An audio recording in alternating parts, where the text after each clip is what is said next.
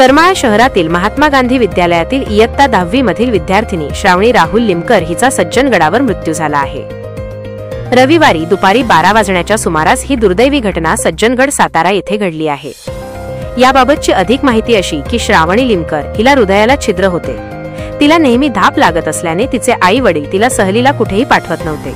मात्र तिने मी सज्जनगड चढणार नाही व मला कास पठार पाहायचे आहे अशी विनंती केली व करमाळा येथील खाजगी शिकवणी घेत असलेल्या शहाणे क्लासेसमधील 11 विद्यार्थी-विद्यार्थिनी व शिक्षकांसह खाजगी वाहनाने सहलीला गेली होती। सज्जनगड येथे गेल्यानंतर तिला गड चढण्यास शिक्षक व विद्यार्थ्यांनी विरोध केला असता तिने विरोधाला न जुमानता सज्जनगड चढून गडावर गेली। गडावर जाऊन तिने देवदर्शन घेतले तसेच आईवडिलांनाही व्हिडिओ कॉल करून बातचीत केली। त्यानंतर तिला हृदयाचा त्रास सुरू झाला आणि तिला आलेल्या जोराच्या हृदयविकाराच्या झटक्याने तिचा गडावरच मृत्यू झाला।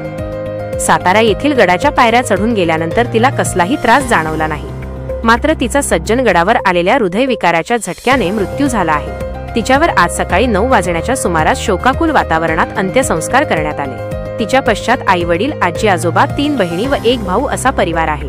करमाळा येथील गजराज तरुण मंडळाचे संचालक राहुल लिमकर यांची ती कन्या होती। तिच्या अकस्मात मृत्यूमुळे सर्वत्र हळहळ व्यक्त होत आहे।